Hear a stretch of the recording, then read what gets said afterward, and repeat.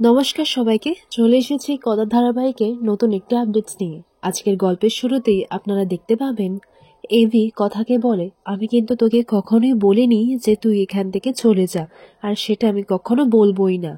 এরপর কথা মনে মনে বলে, পাচক মশাই, আপনি যদি আমাকে একবার বলেন যে এখানে থেকে যেতে, আমি কোনো কারণ ছাড়াই আপনার কাছে থেকে যাব আপনার সংস্পর্শ পাওয়ার জন্য। কিন্তু হ্যাঁ, আপনি কি বলবেন? এরপর কথা এভিকে বলে, পাচক মশাই, এসব ভেবে তো আর কোনো লাভ নেই। আমাদের দুজনের সম্পর্কটা তো শুরু থেকেই প্রশ্নের মুখে ছিল, তাই যেটা ভাবলে লাভ হবে সেটাই আমরা করি না। আমি ভেবেছি যে মায়ের স্মৃতি ফেরানোর জন্য আমরা যদি পুরনো কিছু দৃশ্য মায়ের কাছে তুলে ধরি, তাহলে হয়তো মায়ের সবটা মনে পড়তে পারে। এরপর এভি কথাকে থ্যাংক ইউ জানাই, আর এইদিকে সবকিছুই চিত্রা শুনছিল। চিত্রা মনে মনে বলে, সঞ্চিতার যেন কখনো কোনো কিছু মনে না পড়ে সেই দিকটা আমাকে চেষ্টা করতে হবে।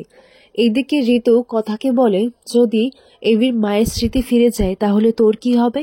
এরপর কথা বলে, সেটাই ভাবছি, আর এটা নিয়ে আমাদের দুজনের মধ্যে কথা হয়েছিল, কিন্তু আমরা এই পরিস্থিতিটার মুখোমুখি হতে কেউই প্রস্তুত নই, কিন্তু তাও জানি যে এরকম একটা পরিস্থিতি ঠিক আসবে। এরপর পিসিয়া বলে, আচ্ছা কথা, তোমাদের এই পরিকল্পনার মধ্যে যদি আমাকে কোনো কাজে লাগে তাহলে আমাকে বলো, আমি সব সময় তোমাদের পাশে আছি। এরপর কথা যখন এবির মায়ের কাছে যায় তখন এবির মা বলে, এই নাও দেখো, আমার নিজের হাতে এটা আমি বুনেছি, আর তার জন্য বুনেছি যে সবাইকে সবসময় রস খাইয়ে ফেরাই, তারও তো একটু খেয়াল রাখতে হবে, যে সবার খেয়াল রাখে। এরপর কথাকে এভির মা সেই চাদরটা নিজে কথার গায়ে জড়িয়ে দেয়। এইদিকে চিত্রা এসে বলে যে এরা তো আমার আগেই ঘরে চলে এসেছে, কিন্তু হ্যাঁ, ওষুধটা কোথায় থাকে সেই জায়গাটা জেনে গেছে, এখন বাকি কাজটা আমি পরে এসে না হয় করে নেব। সরি সঞ্চিতা, এইবার তোমার আর স্মৃতি ফেরা হবে না।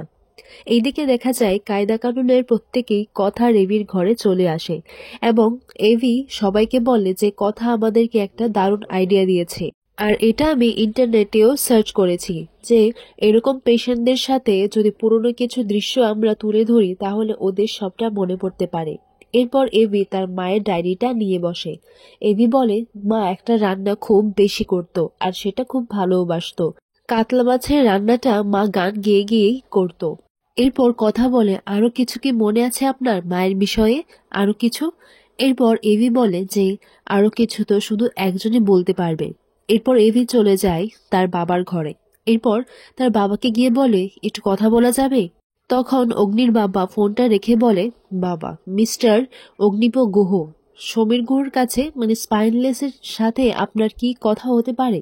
এরপর অগ্নি বলে, আমি মায়ের ইতিহাস বিষয়ে আপনার কাছে জানতে এসেছি, মায়ের পুরনো কিছু স্মৃতি, মায়ের বিষয়ে যা যা আপনি জানেন সেই সব কিছুই।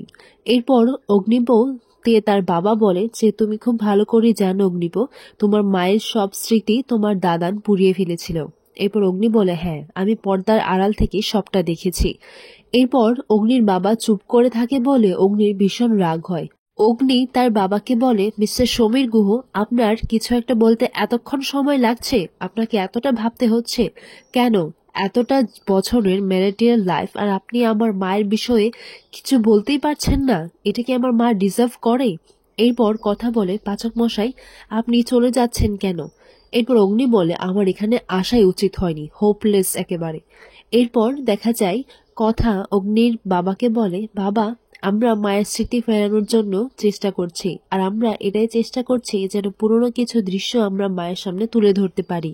তার জন্যই তুমি যদি কিছু জানো তাহলে বলো না বাবা। এরপর সমীর গুহ তার আলমারি থেকে একটা শাড়ি বার করে, আর যেটা সঞ্চিতার শাড়ি। এরপর অগ্নির বাবা বলে, এই শাড়িটা একমাত্র সঞ্চিতার স্মৃতি ছিল, আর যেটা আমি এত বছর ধরে সবার কাছ থেকে লুকিয়ে আমার কাছে রেখে দিয়েছি। এরপর কথা বলে, দেখলেন তো পাচক মশাই, কর্তা দাদুর আদেশের অমান্য করেও উনি এই শাড়িটা নিজের কাছে রেখেছেন।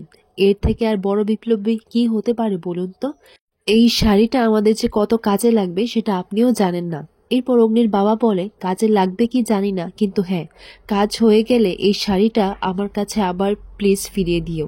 এরপর অগ্নি তার বাবাকে বলে, থ্যাংক ইউ, আর আমি নিজেই এই দায়িত্ব নিয়ে আমি আপনাকে এই শাড়িটা আবারও ফিরিয়ে দিয়ে যাব।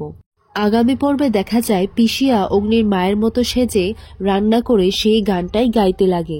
আর এই গানটা শুনেই অগ্নির মায়ের চোখের সামনে কিছু পুরনো দৃশ্য ভাসতে লাগে। আর হঠাৎ করে অগ্নির মায়ের সেই গানটা মনে পড়ে এবং অগ্নির মাও সেই গানটা গাইতে শুরু করে। এই গানটা শুনে চিত্রা ভয় পেয়ে যায়, বলে যে এই গানটা সঞ্চিতার কি করে মনে পড়ে গেল? তার মানে কি সঞ্চিতা সবটাই মনে পড়ে গেল নাকি?